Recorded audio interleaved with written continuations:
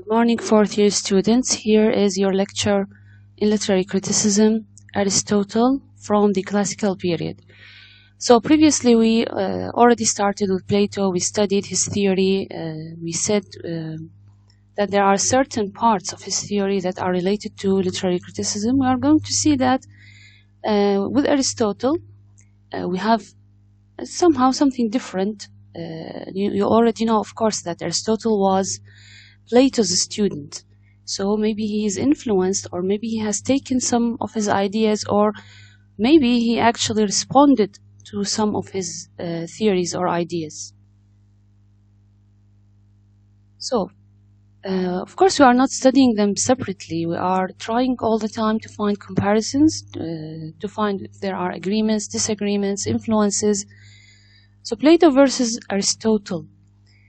Aristotle's book is entitled The Poetics. So you have to pay attention to the titles of books, articles, treatises, whatever the work we are relying on in order to know what are the ideas, concepts, theories of the literary figure that you are studying.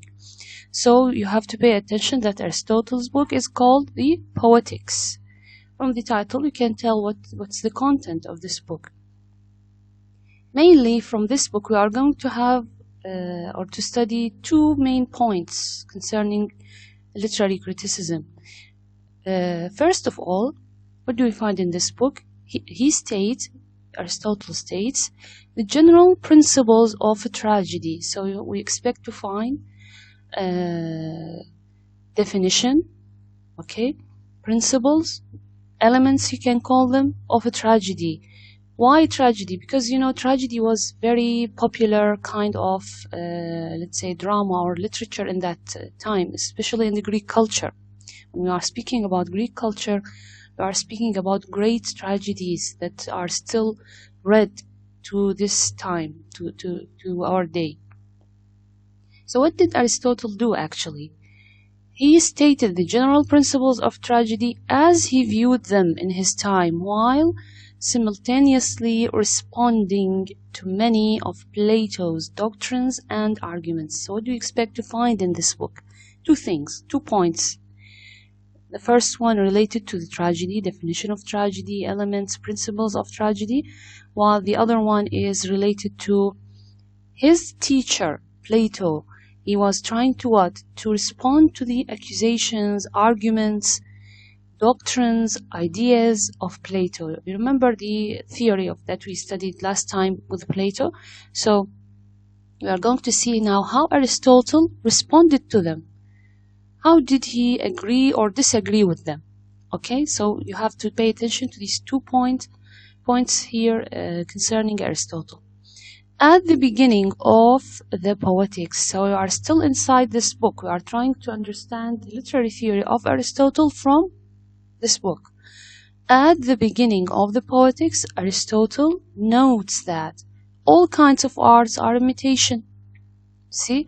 So this is the first common point, and I think it's the only common point between Aristotle and Plato. Remember, Plato said that art or literature in general, all arts are what? Are imitation. Okay? Poetry is an imitation. Literature, arts, any kind of arts are considered to be imitation. Taqlid, muhakat, you see? So here Aristotle comes to agree with his teacher on this point. So he doesn't find this point false or anything, there is nothing wrong with it. He actually agrees with it. Okay? So this is the agreement between Plato and Aristotle, that all arts are imitation. Okay, so what is the difference between them, or how did they differ? Aristotle agrees with Plato that all the arts are imitations. People are imitative creatures. So Aristotle is trying to make a point here. He's saying that what makes people like to imitate? It is not that because they like to lie or to cheat on people. No, on the contrary, this is something related to their human nature. This is part of being human. They love to imitate, to create imaginary things, to create imaginary characters. They are imitative creatures. Notice this term here, imitative creatures. They do this for enjoyment. You see, literature, poetry, art in general, all these things are created for amusement, entertaining, enjoyment. You see, people like to do these things in order to be entertained. So this is the purpose, according to Aristotle. This is the purpose of imitation, and this is not something to condemn people for. Okay, this is not something wrong. This is part of human's nature. Okay, but what is the disagreement? Let's see. Did he answer the accusations, the arguments of Plato? What did Aristotle say? Aristotle's disagreement is basically concerning the nature of imitation itself. See, this is the disagreement. According to Plato, all imitations are what? Are bad. He didn't exclude anything. He said that all imitations are bad because they are imitating something which is already an imitation. You see, he believes that because poets, writers of epics or of tragedies, because they are using their imagination and because they are using their imagination and their intuition, it makes their works what? Irrational. So we can't rely on them. They are untrustworthy. This is part of his argument. This is part of Plato's argument. So what did Aristotle say? He says, no, we can't see things like this. This is not right. The nature of imitation decides whether this imitation is good or bad, not imitations in general are like this. You see the difference here between them? So Aristotle contends that poetry is more universal. On the contrary, here Aristotle is trying to do what? He's trying to find, or he's trying to point to the part, or let's say the aspect in poetry which makes it not only good, but also the better method or way for reaching to higher truths. You see, what is this point which makes poetry? On the contrary, يعني شوفوا هنا كأنما يقول أرسطو كأنما يقول بليتو إنه بالعكس. It's on the contrary to what you have said about poetry. Actually, the nature of poetry, how it is formed, because it has this nature of being what? Universal. This makes it more general, and also it makes it what? Closer to the truth. Okay? Why is it closer to the truth? You remember we explained this before. When you have poetry or literature in general, these kinds of topics, literary topics, artistic topics, because they are based on imagination, because they are based on universal concepts. يعني شنو universal? It means that they appeal to all people, all mankind. For example, now you are students of English, you are Iraqi students, but you are studying English literature and you can understand the meanings, the ideas, the themes, you can relate to them. Someone from other countries, from other culture, they are also able to read and understand what the poetry or literature of other culture is about. Why? Because you see, literature and arts in general, they are about humanistic, let's say humanistic aspects. You see, which means what? It means that we are talking in literature. احنا بالعربي نسميها العلوم الإنسانية. حتى بالإنجليزي humanities. Why they are called like this? Why they are called humanities? Human, from human, which means what? It means they are more related to the human being as a human being. You see? Things which are related to his nature, to his feelings, to his inner feelings and thoughts. So the more the more your work is related to the human nature, the more it can be what? Universal. You see, this is a quality that you cannot find in other fields. This is a quality which is very unique in literature and art. So this this equality makes poetry and literature what? It makes it the best method, actually, on the contrary to what Plato said. It makes it closer to the truth, closer to the spiritual world. Do you remember Plato? He insisted and he emphasized the idea of what? Of reaching to a state in which this person, this individual, is able to understand the truth of things as they are in their ideal forms in the spiritual world. This is the objective of Plato. This is what he wanted to create based on his theory of forms. Aristotle came to say that actually what you were against, the things that you fought, things that you objected to, they are the best way to reach to that world, the spiritual world. You see, this is the kind of disagreement between them. So you see here between two inverted commas, this is the quotation by Aristotle. What did he say about poetry? Poetry, therefore, is a more philosophical and a higher thing than history. So Plato, he wanted to make people closer to philosophy, to have philosophical inquiries and questions. So Aristotle here is saying to him, poetry is more philosophical than any other field. You see, for poetry tends to express the universal, history the particular. Okay, it is not about telling facts in literature. In literature, you are telling about things that could happen or things that are part of human nature. So the poet, with his emphasis on the universal, attains nearer, or closer you can say, to the ideal than does Plato's. So Plato, who was very concerned about getting closer to the ideal world, actually Aristotle responded to him and said that, on the contrary, poetry and literature makes people closer to this idea. On the contrary to what you have said. So this is, we can say that this is the first thing that Aristotle stated in his book, and this is the first thing we have discussed here. What is the other thing? The other thing is the tragedy. You remember this, the tragedy. We said that he gave us a definition of tragedy, which he actually formulated from where? He didn't just come up with this definition from his mind. Actually, he analyzed, he dissected. You remember this word? يعني شرح. He analyzed, dissected the tragedies in his time, and he came up with these common elements between them.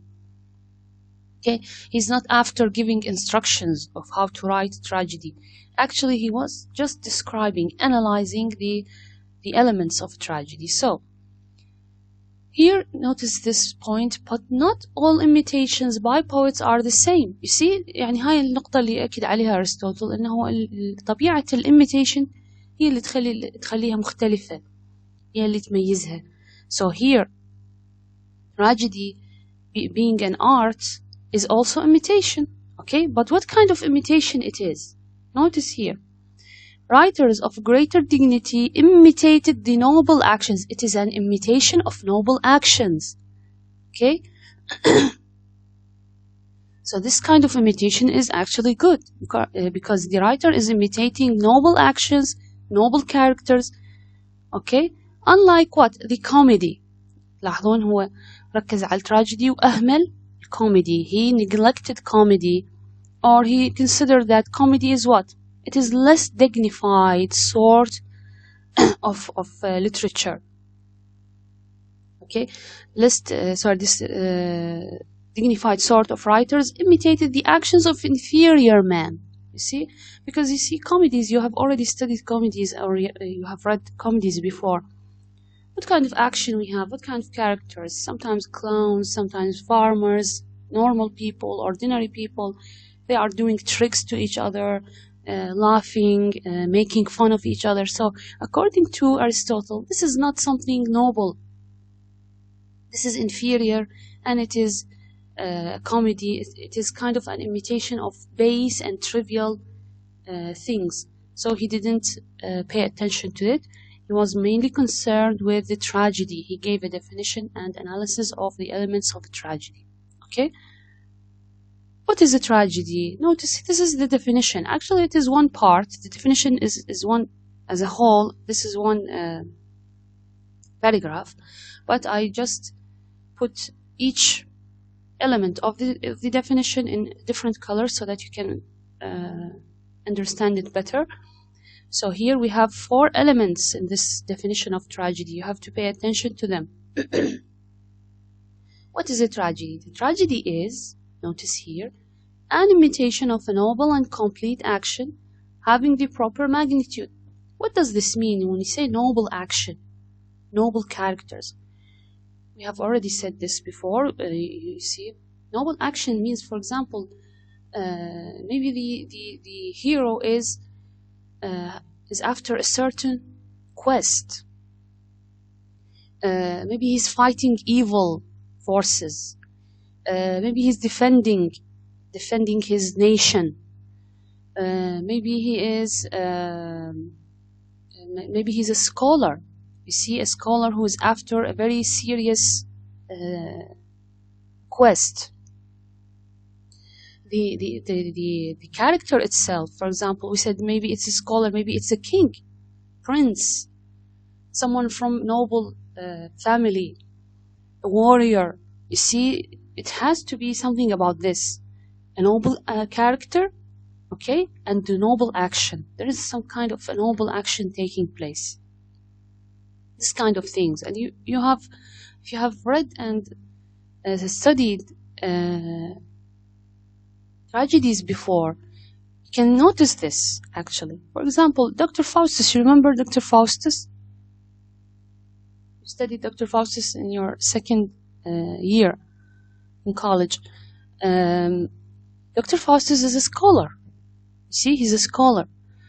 The noble action he was after, he was after seeking knowledge.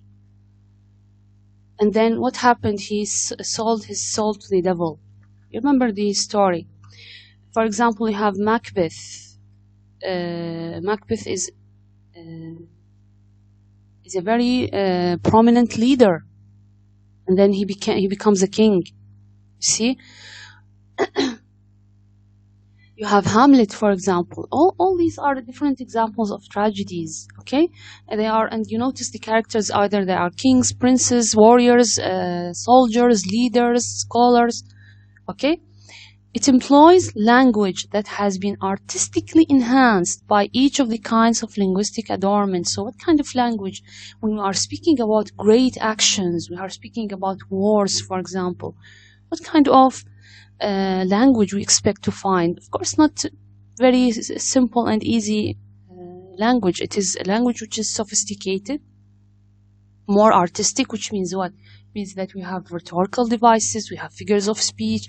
Sometimes even the lines are written as verse. You see? Maybe most of the time, not sometimes. As a verse, blank verse. Why? Because such kind of language is more suitable for the description of the action, the great and noble action. You see? اللغة لازم تخدم الفكرة.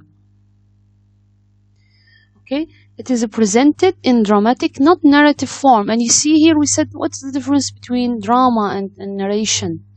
In drama we have, of course, we have a story, we have development of action, we have characters.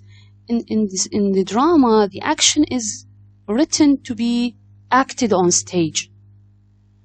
In drama, the writer, instead of telling you what happens, he tries to show you what happens. Okay, showing. So drama is about showing you the action, showing you the characters, showing you the events that are taking place.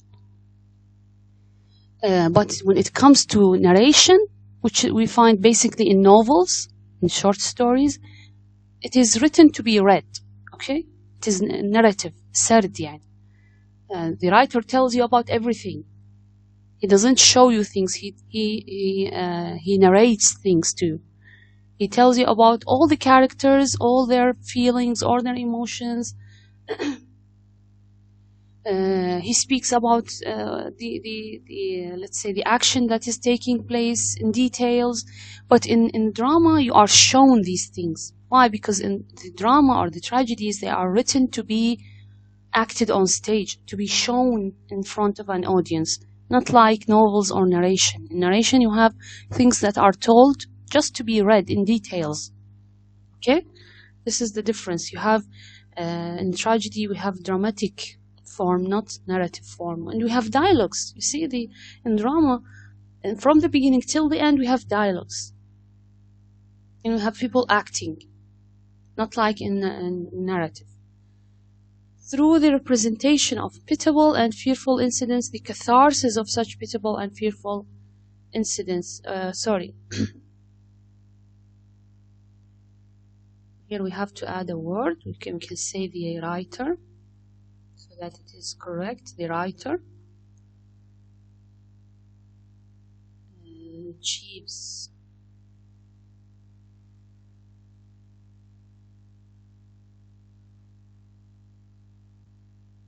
in the audience. Okay, so that our sentence sounds correct. Okay, so through the representation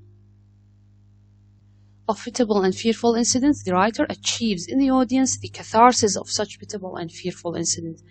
You have to pay attention to this one, catharsis. Okay, catharsis. What do we mean by catharsis? In Arabic, we can say, or we can translate it as التطهير العاطفي. التطهير العاطفي, which means what? It means that as an audience, you are watching this play. In the end, you are supposed to be influenced. In what way? You should feel, for example, pity and sympathy for the downfall of the tragic hero. You see, the tragic hero in the end, he's dead. He's going to die. Okay, that's why it's a tragedy. So you feel pity for him. You sympathize with him. Okay, and of course, at the same time, you could feel afraid of what happened to him, because you see, it is something like you learn from their tragic flow. You see that what they did was wrong at a certain point. That's why they reached to this downfall. So here we have 4 basic elements that we should find in a tragedy: imitation of noble and complete action, artistic language, dramatic and not narrative form, and the final effect should be catharsis on the part of the audience. Okay, here are the 4 main elements. Here we are going to see some basic or important terms you have to pay attention to. عندنا تعريف tragic hero, the definition of who is a tragic hero. What are the characteristics of tragic hero? He must be what? A man who is not eminently good and just. He's good, okay, but not he's not a saint, for example. I mean, he's just a good person, yet whose misfortune, what is the cause of his downfall? His misfortune. It is not that he's an evil person or he did something very evil, but his misfortune, what, is brought about not by vice, look here, not by vice or depravity, but by some error or frailty. يعني الإنسان وهذا التراجيك هيرو بسبب ضعف البشري أو بسبب ارتكاب أخطاء معينة. See, he did something wrong, maybe because of his weakness. That's why he brought to himself his misfortune, not because he's evil or he did something wrong, okay, on purpose. See, because of his weakness as a human being. This is the characteristic of a tragic hero. He must be one who is highly renowned and prosperous. Remember, we said he must be king, scholar, prince, warrior, leader. يعني لازم يكون واحد من هاي الشخصيات. In addition, all tragic heroes must have a tragic flow or hamartia. Hamartia here means, this is of course a Greek word. It means that this person has some kind of ego or some kind of arrogance. He can't see what is right and what is wrong. He's very influenced by his human weak nature. You see, so this tragic flaw or this hamartia leads to their downfall in such a way as not to offend the audience's sense of justice. Okay. As an audience, we know that this person didn't do this because he's evil. Actually, he did this because this is part of his human nature. And as human beings ourselves, maybe you are going to commit the same mistake if we were in his shoes. You see? This is part of being human. Tragedy must have an emotional effect. This is, we can say, this is the definition of catharsis, we can call it. What is catharsis? We can say this is an emotional effect on the audience of the tragedy, and through pity and fear, okay, it is achieved through what? Pity and fear. You should cause in the audience these two feelings in the end of the play. Okay, they have to fear and also to feel pity for the hero. Like, for example, Dr. Faustus, didn't you feel pity for him in the end of the play when the period of 24 years was over? You remember, he sold his soul to the devil. In return, what did he take? He took 24 years, I think, of sorcery and magic. He was given this ability. To practice magic for 24 years. What happened when this 24 years ended? He was dragged to hell. Okay, and there was this part that was very close to the end in which he was given the chance to repent, tawbah, but he didn't agree. He actually said, I'm not going to be forgiven. He thought that he's not going to be forgiven. So he didn't repent, and he was taken to hell. You remember the story?